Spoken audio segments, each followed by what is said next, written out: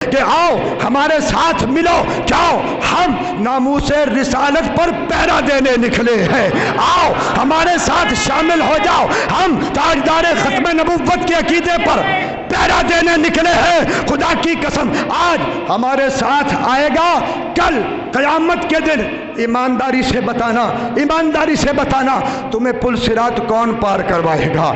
السلام علیکہ ایھا النبی۔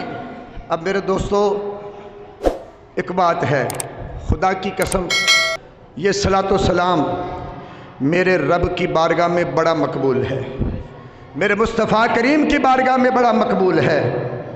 آج کچھ لوگ ہیں جن کو اس سے بڑی تکلیف ہوتی ہے، کچھ وہ ہیں کچھ اور ہیں جن کو بڑی تکلیف ہے کہ یہ یا رسول اللہ کا نعرہ کیوں لگایا جا رہا ہے، یہ لبیک یا رسول اللہ کیوں کہا جا رہا ہے، یہ لبیک یا رسول اللہ کے اندر شامل کیوں ہوا جا رہا ہے۔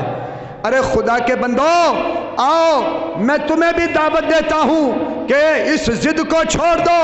خدا کی قسم یہ دنیا کام نہیں آئے گی، یہ دولت کام نہیں آئے گی، یہ رعب اور دبدبا تمہارا یہیں پر رہ جائے گا۔ ایمانداری سے بتانا اس دنیا میں کتنے سال زندہ رہو گے؟ کتنے سال؟ 60 سال؟ 70 سال؟ 85 سال؟ حد ہے 100 سال؟ اس کے بعد کہاں جانا ہے؟ قبر میں جانا ہے نا، قبر میں جانا ہے نا۔ قبر میں جاؤ گے تو کون سامنے آئے گا؟ کیا تمہارا وہ بابا آئے گا سامنے؟ کیا تمہارا کوئی اور باپ آئے گا سامنے؟ وہاں سب سے آخری سوال کس کے متعلق ہوگا؟ رسول اللہ کے متعلق ہوگا۔ اور اگر رسول اللہ سے تم نے دشمنی رکھی ہوگی صرف دنیا کی خاطر، اگر رسول اللہ سے تم نے دشمنی رکھی ہوگی صرف مال کی خاطر، اگر رسول اللہ سے تم نے دشمنی رکھی ہوگی اور کہا ہوگا کہ ہمیں یہ چیز جو ہے وہ برداشت نہیں ہے، یہ چیز گوارا نہیں ہے، تو یہاں گوارا نہیں کرے گا، میرے رسول تجھے وہاں گوارا نہیں کریں گے، تو یہاں رسول اللہ کو گوارا نہیں کرے گا۔ خدا کی قسم میرا رب تجھے قبر میں گوارا نہیں کرے گا۔ اس واسطے وقت ہے، میری دعوت ہے، محبت سے دعوت ہے، پیار سے دعوت ہے، اب بھی وقت ہے، مرنے سے پہلے آ رسول اللہ کا دامن تھام لے، مرنے سے پہلے آ رسول اللہ کی غلامی میں آ جا۔ کیوں؟ ہم سیاست نہیں کر رہے، خدا کی قسم ہم یہ کہہ رہے ہیں کہ آؤ ہمارے ساتھ ملو، جاؤ ہم ناموس رسالت پر پہرا دینے نکلے ہیں، آؤ ہمارے ساتھ شامل ہو جاؤ، ہم تاجدار ختم نبوت کے عقیدے پر پہرا دینے نکلے ہیں۔ خدا کی قسم آج ہمارے ساتھ آئے گا، کل قیامت کے دن ایمانداری سے بتانا، ایمانداری سے بتانا تمہیں پل صراط کون پار کروائے گا؟ میرا قبلی والا مصطفیٰ پار کروائے گا۔ حوض کوثر پر حوض کوثر کے جام کون پلوائے گا؟ میرا مصطفیٰ پلوائے گا۔ جنت میں لے کر جائے گا تو کون جائے گا؟ میرا مصطفیٰ لے کر جائے گا۔ اس واسطے وقت ہے، یہ دشمنی نہ کر، ہم چلے بھی گئے خدا کی قسم ہمیں اس کی پرواہ نہیں۔ کیوں؟ ہم یا رسول اللہ کا نعرہ لگا کر جائیں گے، ہمیں پتا ہے مصطفیٰ اپنے غلاموں کو ٹھکراتے نہیں ہیں۔ ارے جو ان کی محبت میں جاتا ہے مصطفیٰ رحمت والی باہیں کھول کر اپنے غلام کو اپنی گود میں لے لیا کرتے ہیں۔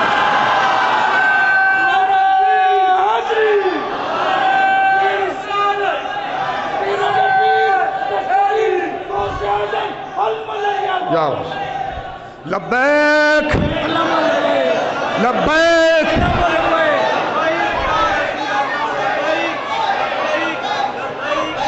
اور یہ نعرہ اس لیے لگوا رہا ہوں کہ مجھے اس کی ضرورت ہے اور سب کو اس کی ضرورت ہے، کہ کچھ لوگ ہیں جو کہتے ہیں مولوی جی آپ یہ کیا کر رہے ہو، بڑے شد و مت سے کہتے ہیں یہ کیا ہو رہا ہے۔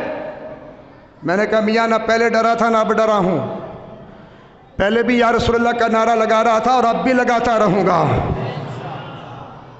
اور ایمانداری سے بتانا میں نے غلط بات کی ہے؟ یہ بات غلط ہے؟ خدا کی قسم مر جانا کٹ جانا پر یہ نعرہ کبھی نہ چھوڑنا۔ یہاں بہت سے لوگ ہیں جو کہیں گے انشاءاللہ، کچھ ایسے بھی ہیں جو انشاءاللہ بھی کہہ رہے ہوں گے، دل میں کہہ رہے ہوں گے اچھا مولوی تو نے یہ باتیں تو کر دیں، اب میں آگے پہنچاؤں گا۔ یا وہ خود سن رہا ہوگا تو اسے بڑی تکلیف ہوگی، لیکن مجھے تیری تکلیف کی کوئی پرواہ نہیں ہے۔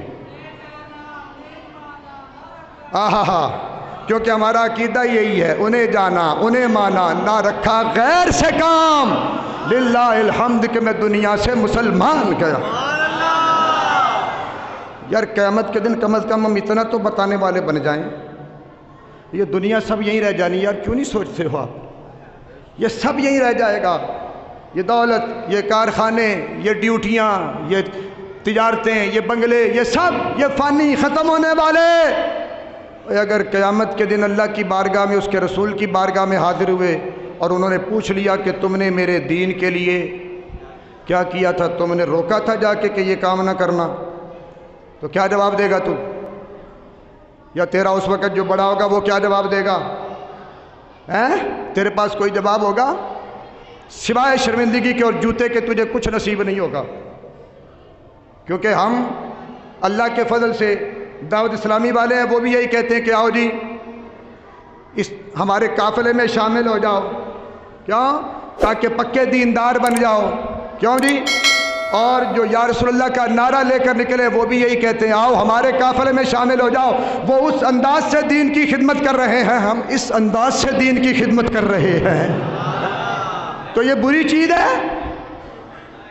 کوئی ملا فتویٰ دے، کوئی مفتی فتویٰ دے کہ اس انداز سے دین کی خدمت کرنا ناجائز ہے، تو خدا کی قسم اس کی مہر نہ چھین لی جائے تو میرا نام بدل لینا۔ کیوں؟ اگر فتویٰ دے گا تو قرآن کے خلاف فتویٰ دے گا، اگر فتویٰ دے گا تو حدیث کے خلاف فتویٰ دے گا۔ صحابہ اکرام کی زندگی اس بات پر گواہ ہے، لوگوں کا ساتھ، عیاروں اور مکاروں کا ساتھ دینے والوں سنو، جلال الدین اکبر کتنا بڑا ملحد تھا، کتنا بڑا بدبخت تھا، اس نے دین الہی کو ایجاد کیا اور اپنے آپ کو سجدہ کرواتا تھا، اور اس کے دور میں ہندو بڑے بے لگام، کیونکہ اس نے ہندوؤں کا بڑا ساتھ دیا تھا اور ان کو اچھی اچھی پوسٹوں پر بٹھایا۔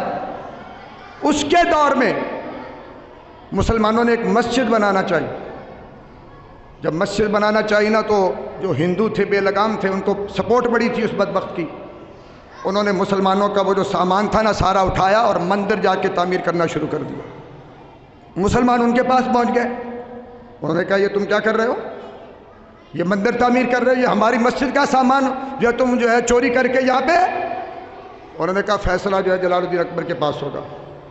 چنانچہ مسلمان گئے، شیخ عبد الرحیم قاضی تھے ان کے پاس، ان کا مسئلہ انہوں نے کہا نہیں جی یہ مسئلہ میرے بس کا نہیں ہے، کیونکہ جلال الدین اکبر بڑا بدبخت ہے، وہ میری بات نہیں سنے گا۔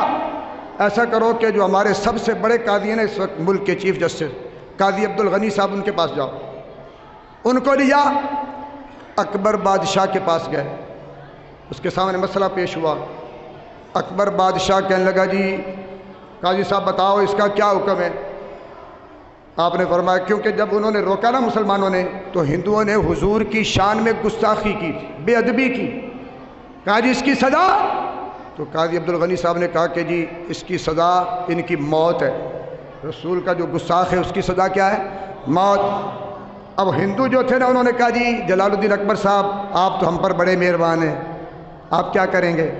اس نے کہا میں کچھ بھی صحیح، لیکن رسول اللہ کے معاملے میں میں نہیں بولوں گا، جو کرنا ہے آپ ان کے ساتھ کرو، میں ان کا ہاتھ روکنے والا نہیں۔ ہاں جی، اب جلال الدین اکبر جیسا ملحد بدبخت آدمی وہ رسول اللہ کی جب بات آتی ہے تو پیچھے ہٹ جاتا ہے، کیا تم اس سے بھی زیادہ بدبخت ہو، اس سے بھی زیادہ ملحد ہو کہ جو روکنے آ گئے اور شور کرنا شروع کر دیا؟